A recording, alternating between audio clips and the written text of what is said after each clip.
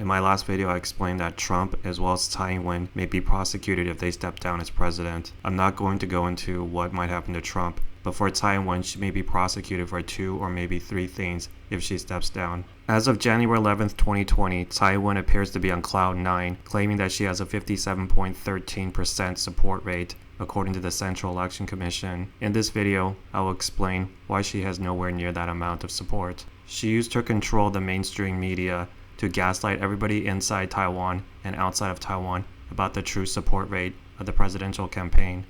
She even used her control of the media to cheat her rival in the DPP party, William Lai, standing next to her out of the DPP presidential primary. William Lai eventually accepted the vice presidential nomination. Later in the year in June, Tsai also illegally recalled democratically elected Kaohsiung City Mayor Han Kuo-yu in order to put in the DPP's candidate that lost the 2018 election, Chen Chi-mai. This was supposedly done in order to cover up for former Kaohsiung City Mayor Chen Ju's corruption for the past 12 years.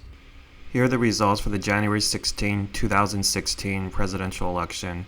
The DPP hits its high watermark of 6.89 million ballots, good for 56.12% of the vote.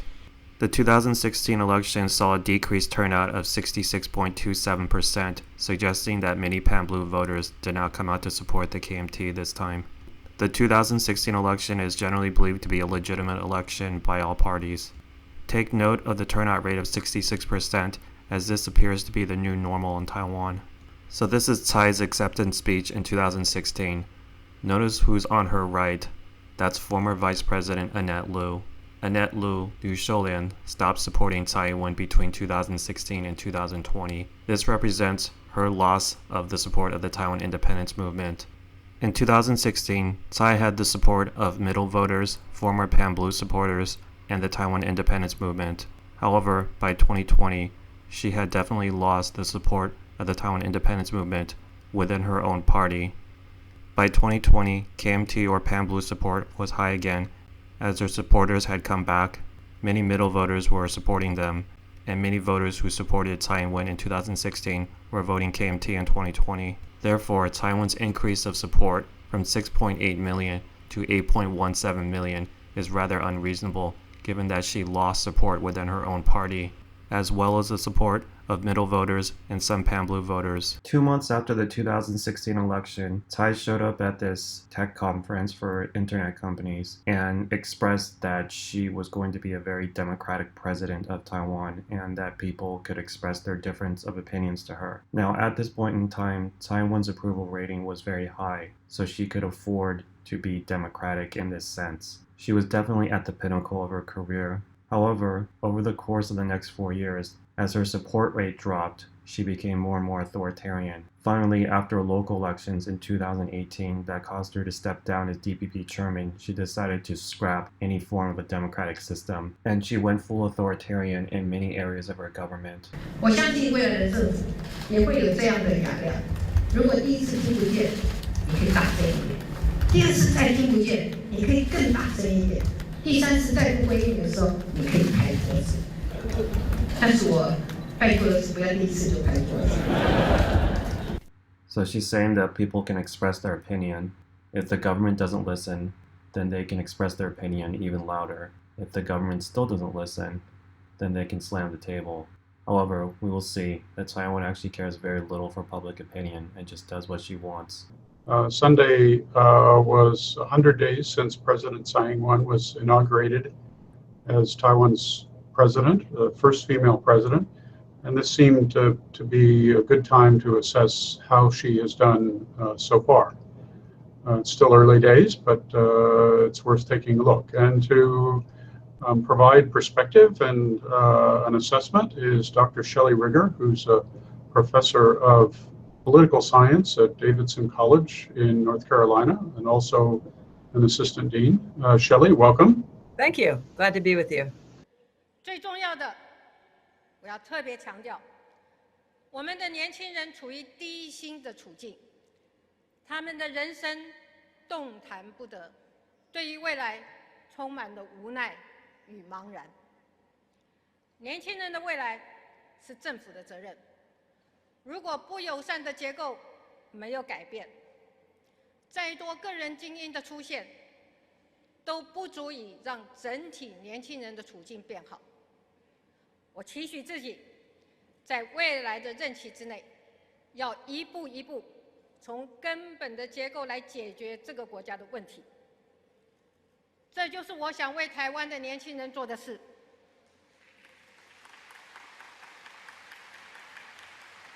虽然我没有办法立刻帮所有的年轻人加薪，但是我愿意承诺，新政府会立刻展开行动。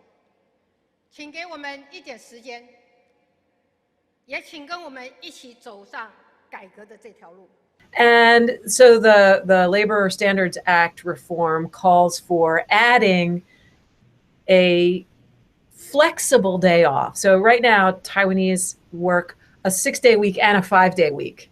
They don't have a 40-hour-a-week standard. They have one week is 40 hours and the next week is actually a 6-day week. So they want to bring it down to an actual 40-hour week. But it turns out that doing that is really hard, and a lot of employers don't like it for the obvious reason. But some workers don't like it either, because they're pretty sure that they're going to be asked to work on the flexible day off, and that they're going to end up, maybe they'll make some overtime pay, but that it's really not going to be that much better than what they have now. So, a pretty straightforward agenda item like that has gotten kind of bogged down in the totally predictable political controversy over what's the right way to do that. One of the first things that Tsai's administration tried to do were changes to the labor laws. It was called reelection. This was an attempt to reduce the number of working hours and to make overtime pay more.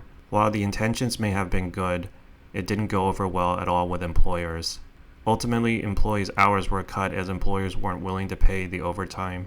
She didn't really listen to the public, and she lost a lot of support, especially with business owners. Within the first year of her presidential term, it was clear that she was not popular among the public.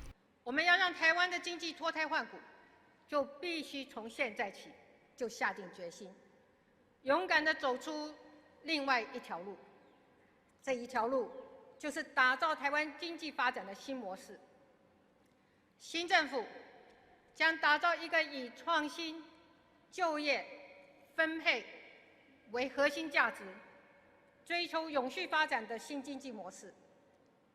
改革的第一步就是强化经济的活力与自主性，加强和全球以及区域的连结，积极参与多边及双边的经济合作及自由贸易谈判，包括 TPP、RCEP 等，并且推动新南向政策，提升对外经济的格局及多元性，告别以往过于依赖单一市场的现象。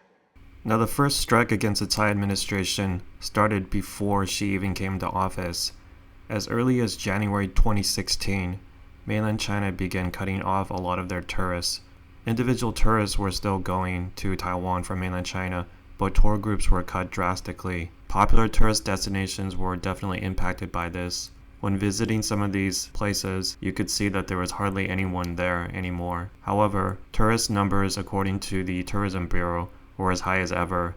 The Tsai administration apparently was counting people who were just transferring through Taiwan instead of people who were actually entering Taiwan to go to the tourist places. This is why Taiwan seemed so empty starting in 2016. The airport may have been busy with transferring passengers, but these tourist destinations were not getting actual tourists. Also, the southbound policy with Southeast Asia definitely did not work in Taiwan's favor. The tourists from Southeast Asia could not replace the mainland tourists even when they did actually come into Taiwan. First of all, you couldn't really see them in most of the popular tourist destinations, and they weren't spending like the mainlanders were. They seemed to be subsidized by the Thai government to come into Taiwan, and many of them weren't even normal tourists. They were coming into Taiwan to work. Much of the work was illegal also. Just speaking to general retailers in the Taipei 101 area reveals that sales are definitely down in all kinds of industries. General products, travel products, food, luxury goods are all down. There used to be a sense of optimism in the retail industry in Taiwan. However, the Tourism Bureau keeps producing numbers that say the number of tourists in Taiwan is as high as ever. We've simply replaced the mainland tourists with tourists from other Far East Asian nations that we like better. However, you simply don't see these people. The reports put out by the government simply don't match the reality. You will see in this video that putting out false numbers is how the Tsai Ing-wen administration maintains its so-called legitimacy.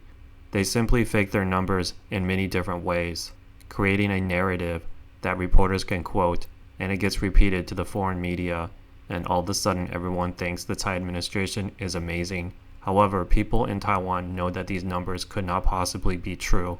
Regarding trade, Tsai was not able to get Taiwan into TPP, nor was she able to get Taiwan into RCEP, which was just recently started in September 15th, 2020. RCEP is basically an FTA agreement between most of the countries in Asia and the Pacific Islands.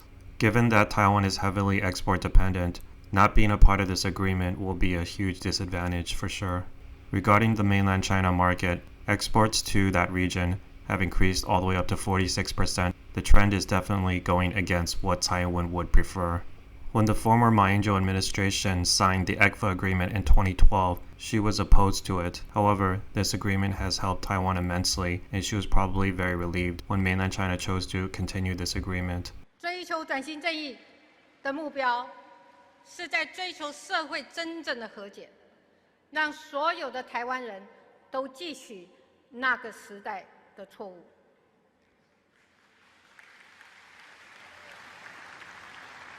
我们将从真相的调查与整理出发，预计在3年内完成台湾自己转型正义调查报告书。我们将会依据调查报告所揭示的真相，来进行后续的转型正义工作，挖掘真相，弭平伤痕，厘清责任。从此以后，过去的历史不再是台湾分裂的原因，而是台湾一起往前走的动力。Processes or a project that's close to the heart of the DPP, her political party, going after the assets owned by the other major political party in Taiwan, the Kuomintang or KMT. Now, on the surface of things, the Transitional Justice Commission was about righting wrongs from the past and removing authoritarian symbols like the Chiang Kai-shek statues over to this park here. However, what it was really about was compromising the KMT party's assets so that the party would struggle as an opposition party and perhaps never challenge the DPP ever again. They appeared to be going after all of them regardless if they were legal or illegal. They just wanted to compromise any income coming from those assets.